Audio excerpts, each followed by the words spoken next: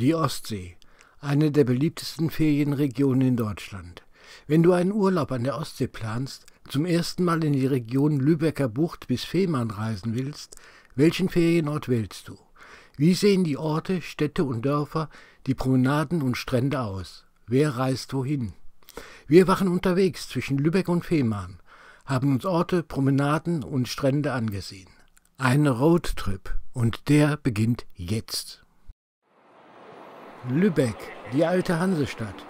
Hier gibt es nicht nur Marzipan und das Holstentor, hier gibt es auch in der Altstadt einiges zu sehen.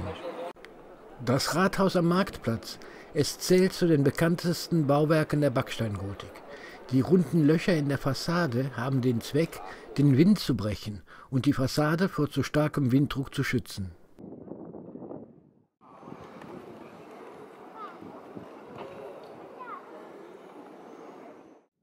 Die Marienkirche.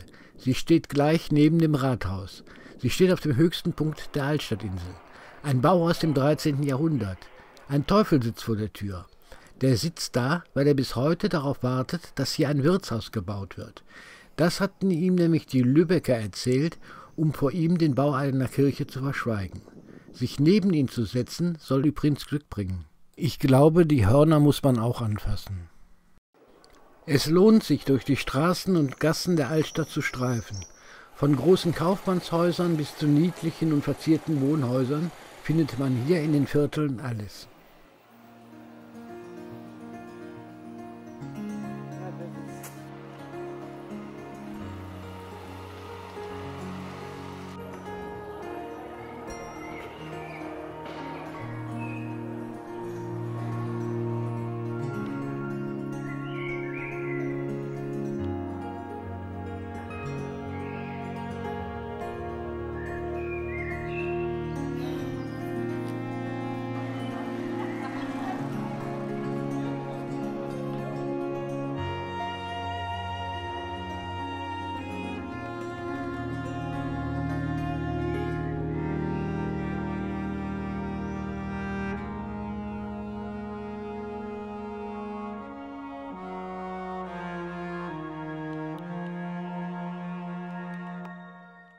Das ist das Heilig-Geist-Hospital. Hier kümmerte man sich schon im 13. Jahrhundert um arme, Alte und Kranke. Das Hospital ist eines der ältesten in Europa. Fast ein Geheimtipp mitten in Lübeck sind die versteckten Gänge und Höfe. Über 90 davon gibt es in der Altstadt. Diese Höfe entstanden im Mittelalter, weil es damals in der Altstadt zu wenig Wohnraum gab. Darum brach man schmale, niedrige Gänge in die Vorderhäuser an der Straße und bebaute die Hinterhöfe mit sogenannten Buden, in denen die Menschen dann wohnen konnten. Die Höfe sind bis heute noch bewohnt und äußerst gepflegt und hübsch. Die schicken kleinen Häuser sind heute als Wohnraum sehr gefragt und die Bewohner bilden hier richtige Gemeinschaften. Ich werde demnächst ein Extra-Video über die Lübecker Höfe hochladen. In Lübeck, da gibt es so viel zu sehen, auch Museen. Und außerdem kann man hier auf der Trave eine Rundfahrt machen.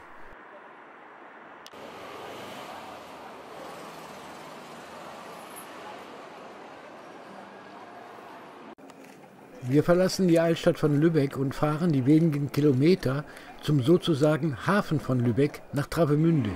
Hier fahren zum Beispiel die Fähren nach Skandinavien ab. Reger Schiffsverkehr und die Strandpromenade mit 2 Sandstränden geben Travemünde ein besonderes Flair.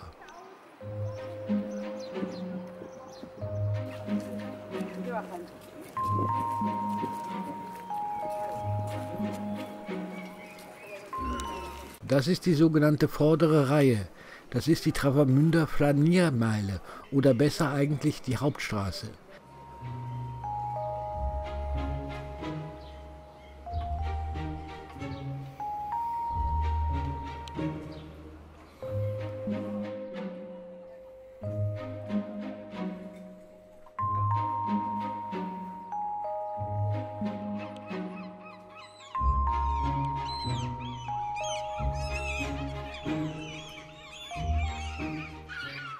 Hinter der vorderen Reihe liegt natürlich die hintere Reihe. Damit die Fischer, die dort wohnten, schnell zum Hafen gehen konnten, gibt es zwischen den Häusern überall diese Durchgänge. Heute verschließen allerdings Tore diese Durchgänge. Ein sehr schönes Gebäude, die alte Lübsche Vogtei. Besonders sehenswert, das sind die Häuser und Gassen der Altstadt rund um die St. Lorenzkirche. Einfach nur hübsch.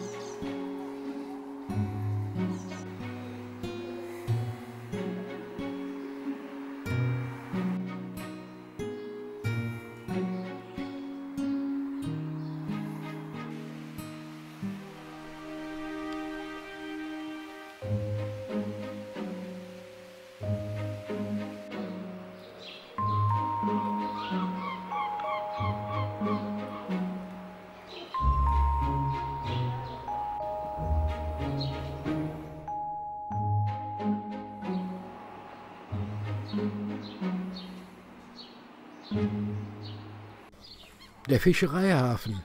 Hier gibt es noch Fischerboote und Fischbrötchenbuden. Von Travemünde sind wir nach wenigen Kilometern am Brotener Steilufer. Eine 4 Kilometer lange Steilküste. 20 Meter geht es hier runter.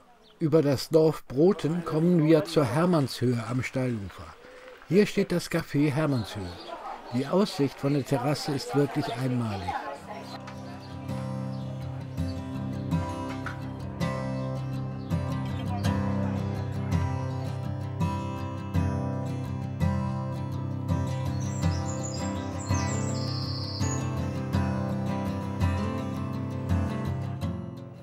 Broten gehört eigentlich zum Ort Niendorf.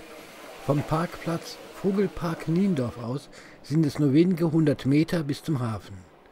Niendorf ist heute ein beschauliches Ostseehalbad, beliebt bei Familien mit Kindern. Es gibt einen Strand und dieses Hafenbecken, in dem immer Betrieb ist. Ein Yacht- und Fischereihafen. Hier kann man stundenlang den Booten zugucken, Kaffee trinken und am Hafen essen gehen.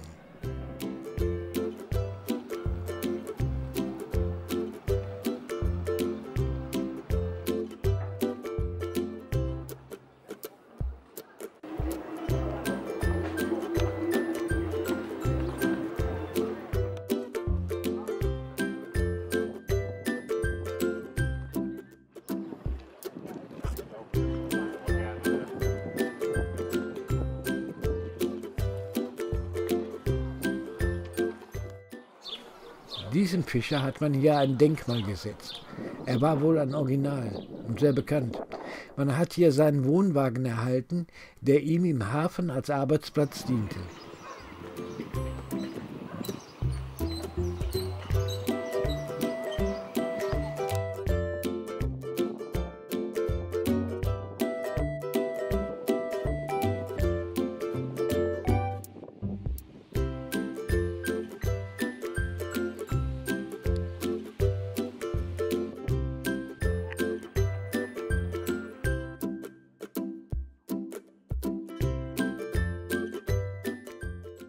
Niendorf ist übrigens ein Ortsteil der Gemeinde Timmendorfer Strand.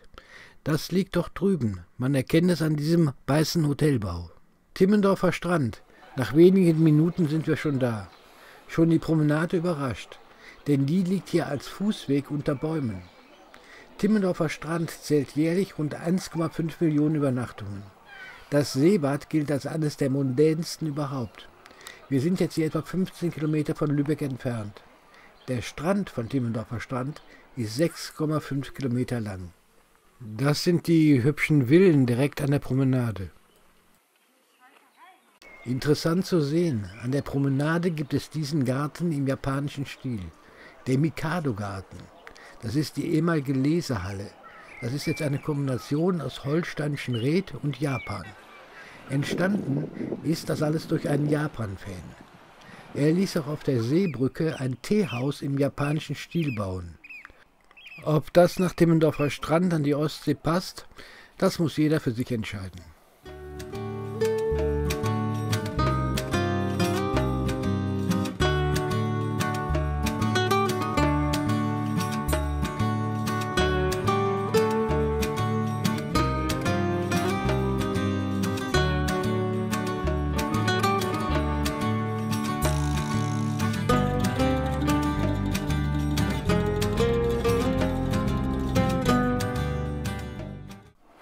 Hinter dem Horizont geht's weiter. Am Maritim Hotel steht dieses Udo Lindenberg-Denkmal. Die Skulptur erinnert an Lindenbergs Lied Horizont. Das schrieb er, als er im Maritim Hotel wohnte. Timmendorfer Strand hat auch einen großen Kurpark und eine interessante Einkaufsstraße. Alles etwas nobel, aber schön. Es gibt keine Geschäfte an der Promenade, dafür aber im Ortskern. Es hat schon einen einzigartigen Charme in diesem Ort.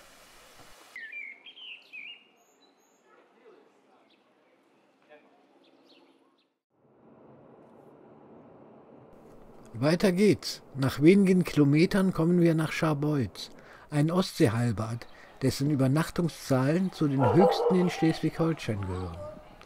Was hier derzeit fehlt, ist eine Seebrücke. Die wird, genauso wie die zweite Brücke in Timmendorfer Strand und die in Haffkrug, derzeit neu gebaut. Daher, Seebrücken gibt es hier aktuell keine.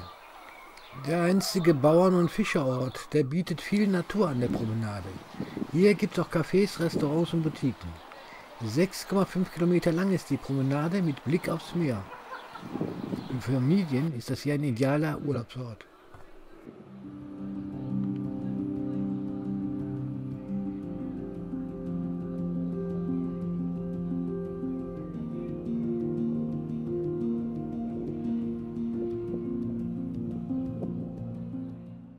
An der Ortsgrenze von Scharbeutz beginnt Haffkrug. Der Ort gehört zu Scharbeutz. Es ist eines der ältesten Seebäder hier an der Lübecker Bucht. Parallel zur Promenade verläuft ein Naturlehrpfad. Hier erfährt man auch etwas über die Geschichte des Ortes als Fischerdorf. Die redgedeckten Pavillons, die zaubern eine besondere Atmosphäre.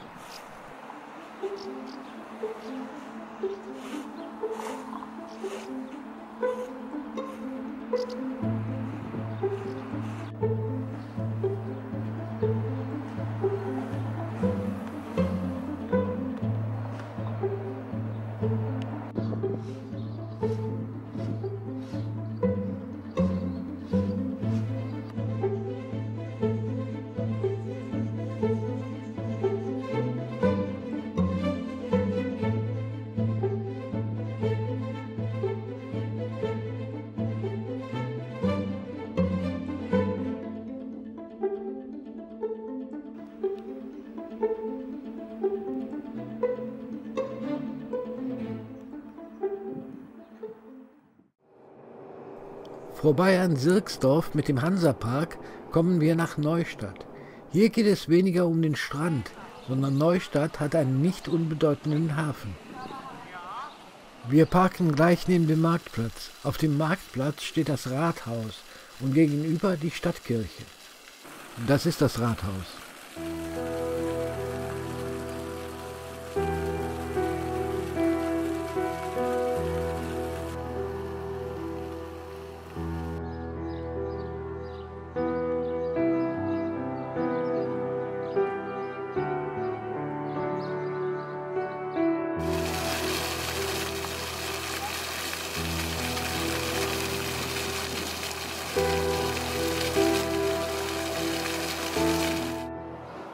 (1244) wurde die Stadt gegründet. Knapp 100 Jahre später baute man diese Kirche.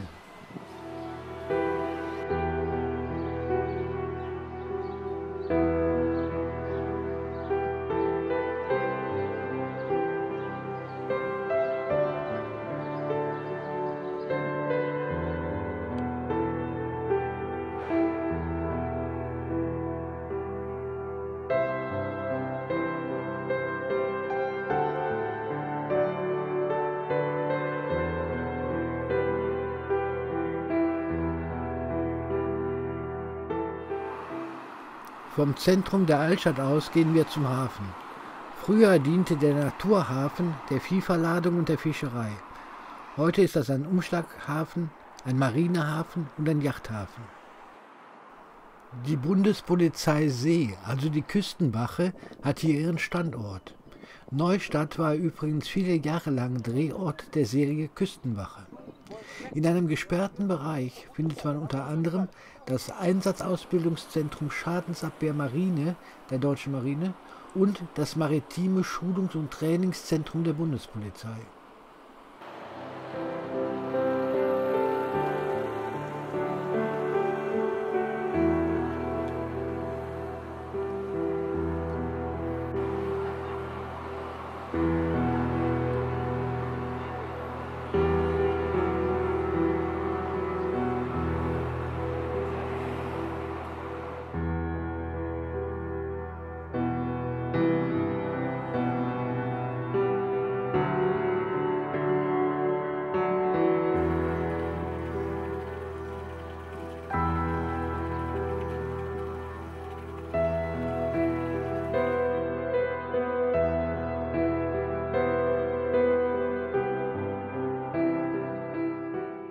Das ist der sogenannte Pagodenspeicher, ein ehemaliger Getreidespeicher.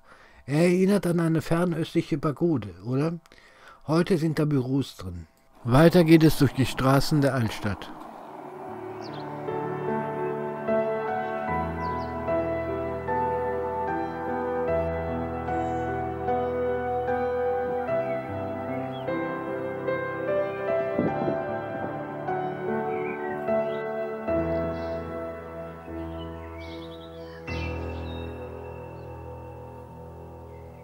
Das Heilig-Geist-Hospital, ursprünglich gebaut 1344. Es diente der Aufnahme durchziehender armer und kranker Pilger auf dem Weg zum Kloster Kismar. Pelzerhaken, das ist ein Ortsteil von Neustadt. Ein Seebadeort mit Sandstrand, Hotels, Pensionen, Ferienhäuser und Campingplätzen. Und es gibt eine kleine Seebrücke, eine richtig historische, so wie sie früher waren.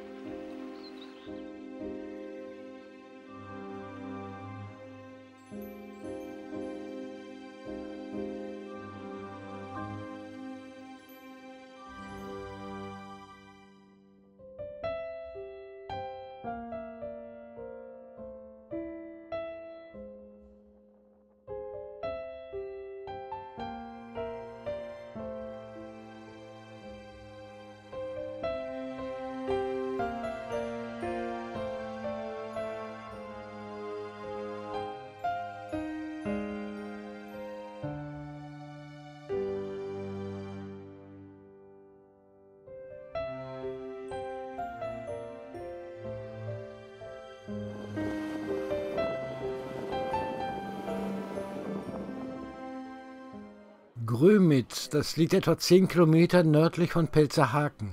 Hier geht es etwas lebhafter zu. Grömitz ist seit 1813 Seebad und damit eines der ältesten an der Ostsee. Hier gibt es eine Promenade mit Fischbuden und Restaurants, Strand, die obligatorischen Strandkörbe und eine Seebrücke.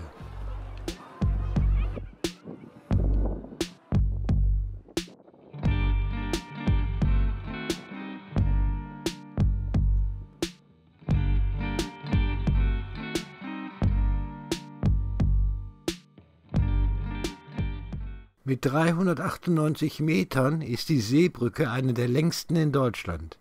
Seit über 10 Jahren gibt es hier auch eine Tauchgondel, mit der Touristen im Wasser abtauchen können.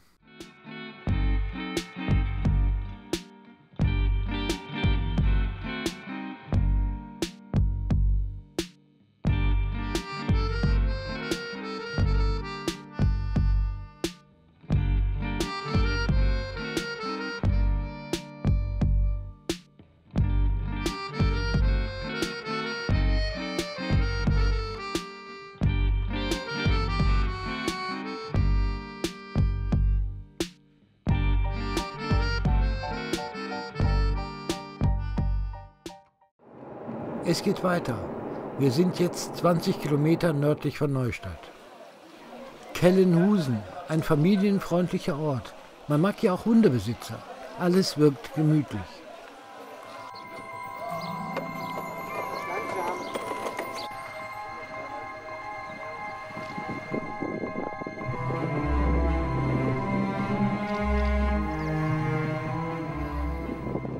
Seit 2007 gibt es diese über 300 Meter lange Seebrücke mit sogenannten Themeninseln. Am Seebrückenkopf können kleinere Schiffe anlegen. Seit kurzem gibt es hier am späten Abend eine Lichtshow. Die Lichterbrücke in Kellerhusen ist die einzige illuminierte Seebrücke an der deutschen Ost- und Nordseeküste.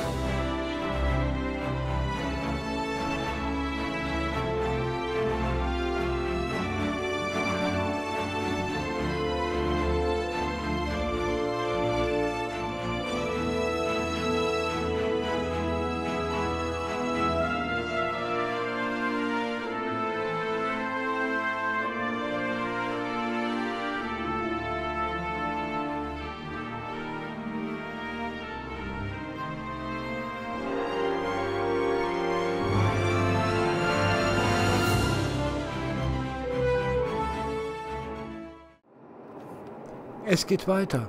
Wir verlassen die Küste. Nach weiteren knapp 20 Kilometern kommen wir nach Oldenburg in Holstein. Die Stadt liegt zwischen der Hohenwachter Bucht im Westen und der Lübecker Bucht im Osten auf der Halbinsel Wagrien. Mein Highlight hier ist das Oldenburger Wallmuseum. Auf einem Freigelände entstand eine Slawensiedlung. Hier gibt es ein Fischerdorf, eine Handwerkersiedlung und einen Fürstenhof. Alles Nachbauten innerhalb eines Walls, also eines Schutzwalls. Die Region war vor über 1000 Jahren von einem Volksstamm der Slawen besiedelt, die hier eine Burg errichteten. Starigrad, das heißt alte Burg. Das wurde dann zu Oldenburg. Die Slawen wurden irgendwann christianisiert und mischten sich dann mit der germanischen Bevölkerung, die nun hier siedelte. Die alte Burg lag nur einige 100 Meter entfernt von dem heutigen Freilichtmuseum.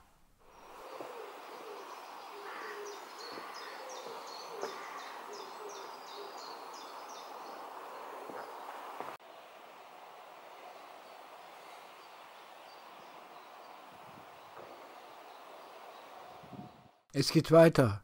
Über die Fehmarnsundbrücke, den sogenannten Kleiderbügel, erreichen wir die Insel Fehmarn. 2 Orte wollen wir uns hier ansehen. Ort, wie der Ort mit H, und Burg Starken. Ort ist eine Hafensiedlung im Südwesten. Bekannt ist der Hafen Vieden, weil hier die Serie Nord bei Nordwest gedreht wird. Seit Beginn der 80er Jahre dient der Orter Hafen fast nur noch als Sportboothafen. 150 Liegeplätze für Yachten gibt es. Im Hafen gibt es viele Segler, dazu kommen Kitter und Surfer.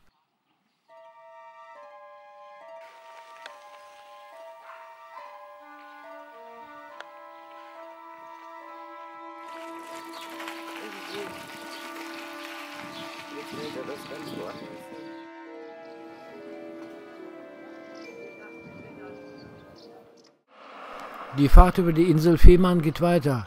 Nette Orte gibt es hier. Wir kommen zum letzten Ort unseres Roadtrips, Burg Starken.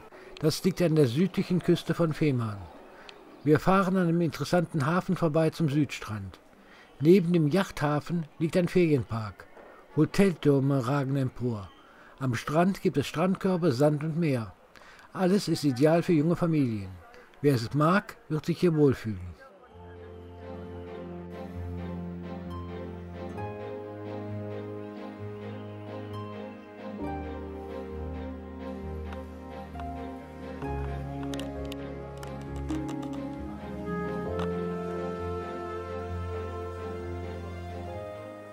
Das war unser Roadtrip von Lübeck nach Fehmarn. Eine interessante Reise durch das Ferienparadies an der Ostsee liegt hinter uns. Strände, Promenaden, Badeorte. Jeder Ort anders, jeder interessant. In diesem Sinn, tschüss.